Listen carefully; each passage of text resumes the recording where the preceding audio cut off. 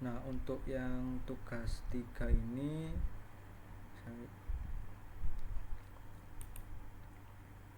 perbedaannya dengan tugas yang kedua. Untuk yang tugas ketiga ini menggunakan metode pakai array, sedangkan yang tugas 2 tadi tidak menggunakan array. Nah, langkahnya hampir sama, yaitu memanggil library Java scanner dulu untuk agar si user bisa menginputkan ketika di terminal. Lalu membuat kelas bernama hitung gaji array. Lalu ada metode main, ada metode hitung gaji. Nah, untuk metode main itu sendiri fungsinya hanya untuk mengambil inputan dari user. Nah, pertama kita membuat objek scanner, kita masukkan ke dalam variabel input. Nah, setelah itu kita mengambil nilai inputan dari user, yaitu golongan, yang akan dimasukkan ke dalam variabel golongan user dengan tipe data string. Yang kedua yaitu ada inputan jam lembur yang akan dimasukkan ke dalam variabel jam lembur user dengan tipe data integer. Nah, selanjutnya kita memanggil metode hitung gaji dengan parameter golongan user dan jam lembur user. Nah, itu yaitu untuk kegunaan dari metode main. Nah, setelah itu ada metode hitung gaji dengan parameter golongan dengan tipe data string untuk golongan, dan tipe yang parameter yang kedua yaitu jam lembur dengan tipe data integer untuk inputan jam lembur. Nah, ini parameter ini didapat berdasarkan dari inputan si user. Nah, pertama kita membuat variabel list gaji bentuknya array dengan array indeks ke 0 yaitu 5 juta, indeks ke 1 6.500.000, indeks ke 3 9.500.000. Nah, perbedaannya ada di pendeklarasian pada metode hitung gaji. Untuk yang tugas pertama tadi kita mendeklarasikan hitung gajinya hanya tidak menggunakan array.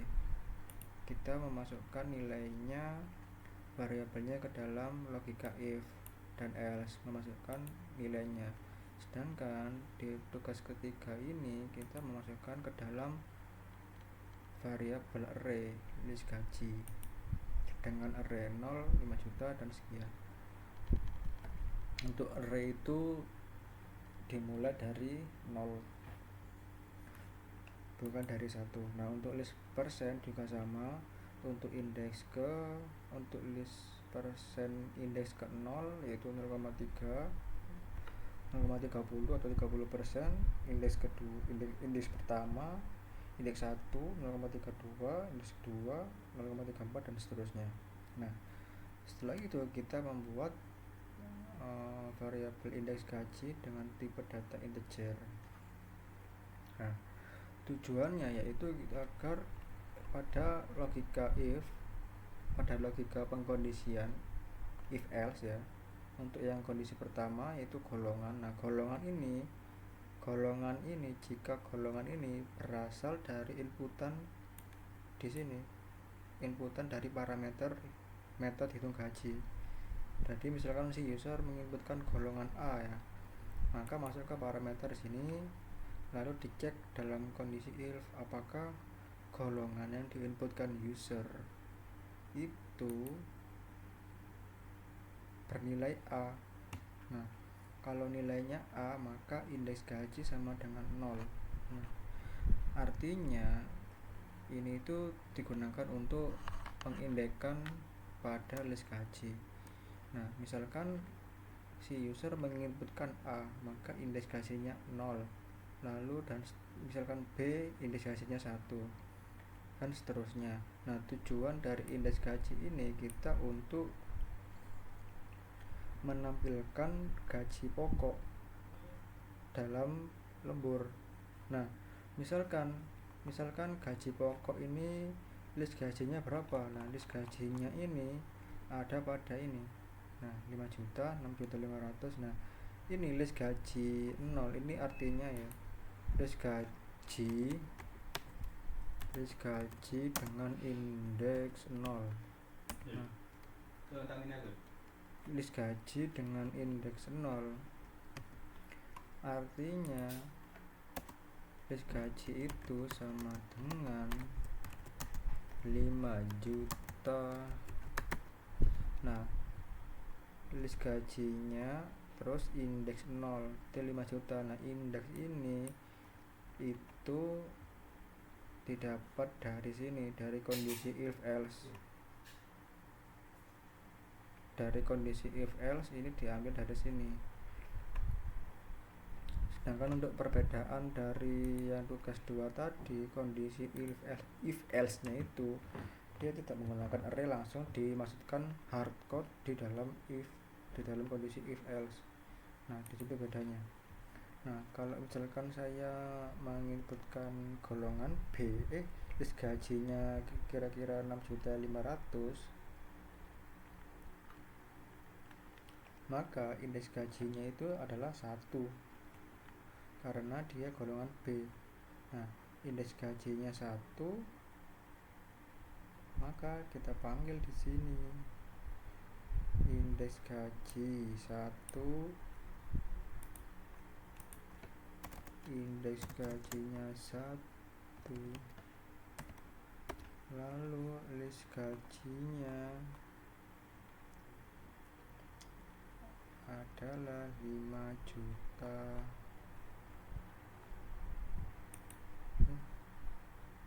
Gimana?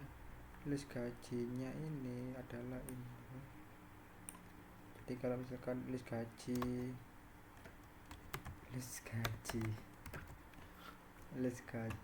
indeks 1 itu 5 juta. Salah. Kalau list gajinya indeks 1 berarti ya nilainya 6.500.000. Ya. Kalau list gajinya 0, maka kalau list gajinya itu array 0, maka nilainya menjadi 5 juta. Nah, jadi untuk kondisi if else di sini untuk menentukan indeks ke berapa. Lalu setelah mendapatkan indeks ke berapa, kita panggil di sini list gaji indeks berapa. Kalau list indeksnya 0 ya berarti harganya 5 juta. Berlaku juga untuk jam lembur. Jam lembur konsepnya juga sama seperti yang pada gaji. Dia menggunakan variabel indeks persen dengan tipe data integer, lalu melakukan kondisi jika jam lemburnya sama dengan 1, maka indeks persennya 0. Nah, misalkan usernya menginputkan jam lembur 1, maka hasilnya list persen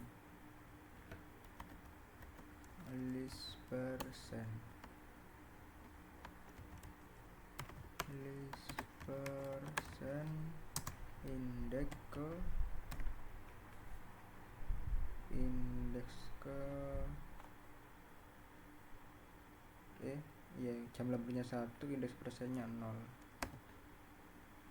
Berarti list persen ini akan masuk ke sini, list persen indeks ke 0 berarti 0,3. Nah, untuk kita mengetesnya kita akan menjalankan di terminalnya.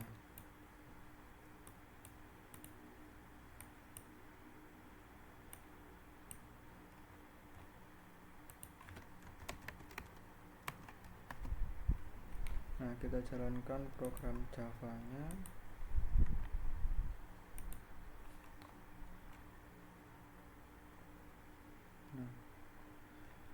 sini ada masukkan golongan. Nah, misalkan kita memasukkan golongan C lah. Nah, kita masukkan golongan C. Nah, kita lihat di sini golongan C. Nah, berarti golongan usernya yaitu C.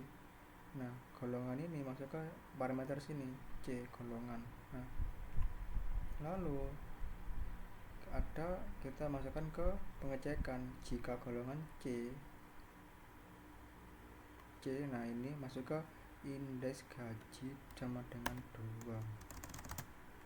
Nah, berarti indeksnya itu array kedua. Nah, indeks gaji.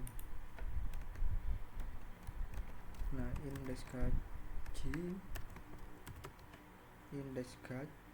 ke array 2 enggak ini bu list gaji. Nah, list gaji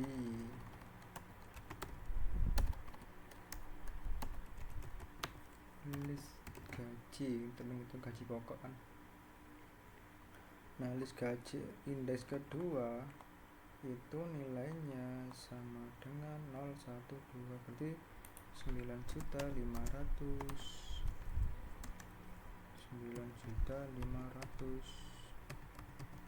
Nah, ini untuk list gaji misalkan C.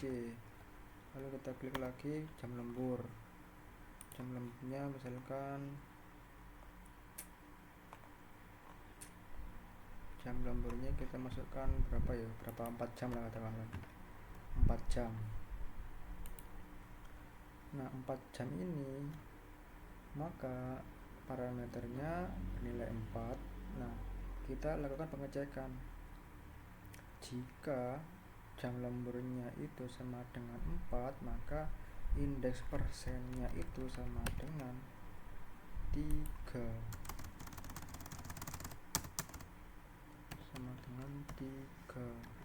Nah, maka untuk nilai persennya sama dengan list persen array ketiga atau indeks ketiga. Nah, list persen indeks ketiga itu berapa? Nah, di sini kita ngeceknya 0, 1, 2, 3, berarti 0,36.